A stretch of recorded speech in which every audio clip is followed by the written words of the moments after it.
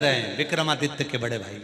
क्या मिलता है? माँ कहती है कि वो कदम से कदम मिलाकर चलता है, भटकने नहीं देता। माँ वो भटकने नहीं देता?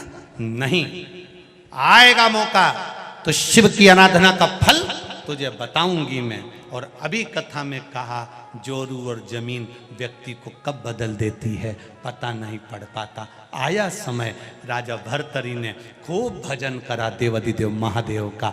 गुरुजी प्रसन्न हो गए। गुरुजी ने राजा भर्तरी को एक फल दे दिया। राजन, ये वो फल है जो खाएगा वो जवान रहेगा, कभी बुढ़ा ही नहीं होगा। राजा भर्तरी ने फल लिया, खुश हो गया। राजा भर्तरी सबसे ज्यादा प्रेम अगर करता था तो अपनी धर्म पत्नी से करता था। उसने सोचा मैं भले बुढ़ा हो जाऊं पर मेरी पत्नी जवान की जवान बनी रहे, तो उन्हें वो फल राजा भर्तरी ने अपनी पत्नी को दे दिया। पत्नी फल लेकर गई। अब क्या बोलूं, पत्नी फल लेकर गई।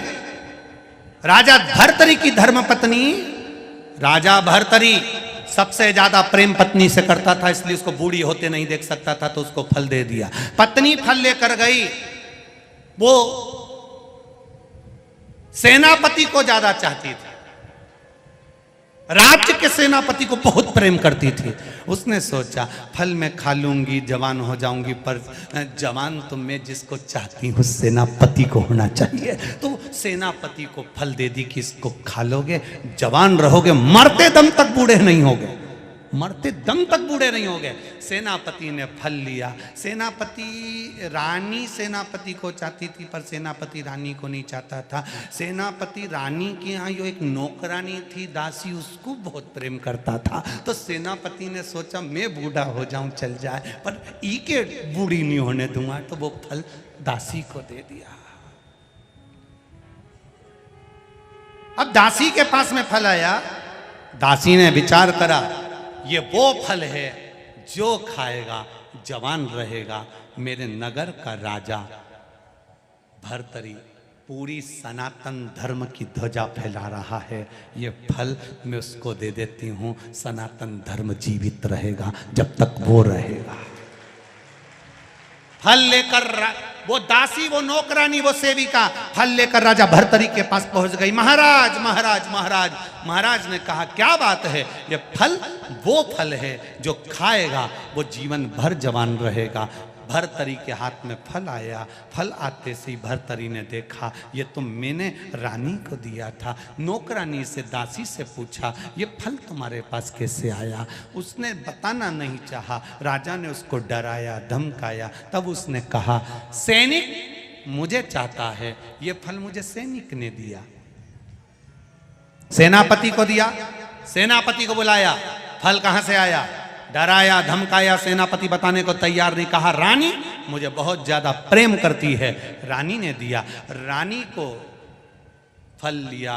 रानी से कहा तूने सेनापति को दिया? हाँ, मैं इसको बहुत प्रेम करती हूं।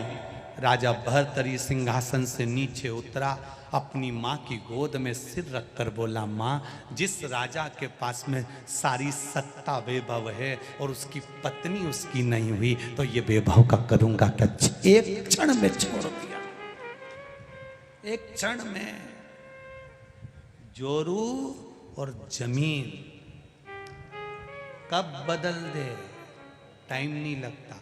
तुलसी बाबा के साथ भी यही हुआ, एक क्षण में बदल गए। कब बदल जाए? भाई भाई की जमीन रहती है, परिवार की जमीन रहती है, कुटुंब की जमीन रहती है। एक परिवार की जमीन 1 इंच भी जमीन ऊपर लेके नहीं जाएगा, पर उसके लिए अदालत में लड़ लड़ के मर जाएगा। और 1 इंच लेके नहीं गया, खाना पीना दुश्वार हो गया। महाराजों से जाकर पूछ लिया कि बता दो हमारा केस कैसे निपटेगा, और जैसे ही केस निपटेगा मैं सुंदरकांड का पाठ करूंगा। एक जमीन का जरा सा 1 इंच टुकड़ा, नारी के प्रति एक आसक्ति, एक आसक्ति कर दिया। राजा ने अपनी माँ की गोद में, सौम्य दर्शना की गोद में, अपनी माँ की गोद में राजा भर्तरी सिर रखकर बैठा है। आंख से आंसू माँ की गोद में झड़ रहे हैं। सौम्य दर्शना शंकर की आराधना करने वाली 1 मिनट शिव के बिना नहीं रहती थी। राजा भर्तरी की माँ, राजा विक्रमादित्य की माँ 1 मिनट नहीं रहती थी। आ गई। जैसे ही राजा भर्तरी अपनी माँ की गोद में सिर रखकर रो रहा था, इतनी देर में राजा भर्तरी विक्रमादित्य की बहन मेनावती वहां पर आई। राजा विक्रमादित्य की बहन का नाम था मेनावती। राजा भर्तरी की बहन का नाम था मेनावती। मेनावती दौड़ कर आई और मेनावती ने आकर देखा, अगर दुनिया में जो संबंध भगवान ने बनाया है ना, भाई का, बहन का, ये संपत्ति बांटने के लिए नहीं, ये विपत्ति बांटने के लिए बनाया है। संपत्ति बांटने के लिए नहीं।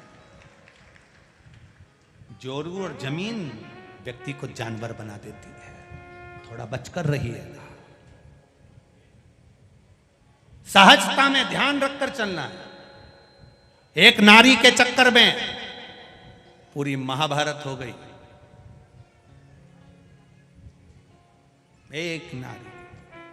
एक नारी के चक्कर में पूरी रामायण हो गई। अगर वो सूर्पणखा नहीं जाती राम जी के पास और भाई से कह रही मैं तो पानी पीने गई थी, अब इतना बड़ा लंका का राजा रावण, इतनी विद्या थी उसके पास में, बस एक जरा सी देर में यूं करता ना तो देख लेता कि ये पानी पीने गई थी कि पानी ग्रहण संस्कार करने गई थी।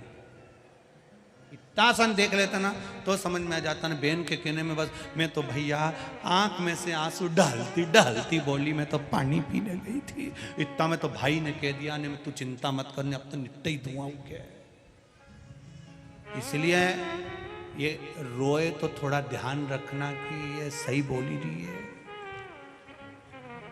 थोड़ा इसका भी ध्यान रखना पड़ेगा। बात तक पहुंचो। हम ये नहीं कह रहे कि किसी के आंसू ना देखिए, आंसू कभी झूठा नहीं होता, पर बोलने की भाषा झूठी हो सकती है। सत्य को पकड़ो।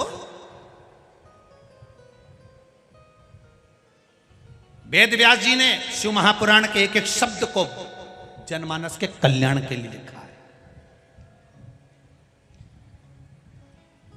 आज पूरा विश्व, आज पूरा देश विदेश में जो शंकर भगवान के भक्ति बढ़ी है, वो ये वेद व्यास जी ने जो शिव पुराण दी है हमको आपको, ये कोई साधारण नहीं दी है, ये शिव जी ने दी है। मिलेंगे बहुत सारे, कहेंगे ना जाइएगा, ना करिएगा, ना जाइएगा, पर दी उसने।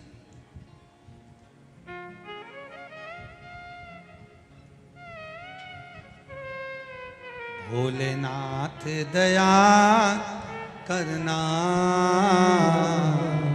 मैं तेरे भरोसे हूँ।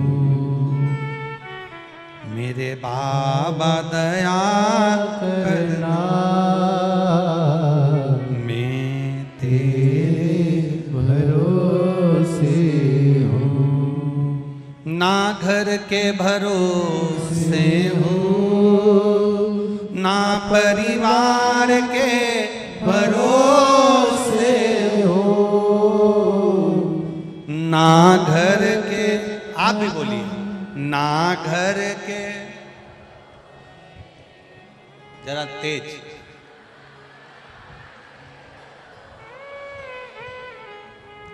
महाकाल दया करना, मैं तेरे भरोसे हूँ। ना इनके भरोसे हूँ, ना उनके भरोसे, ना इनके भरोसे हूँ, ना उनके भरोसे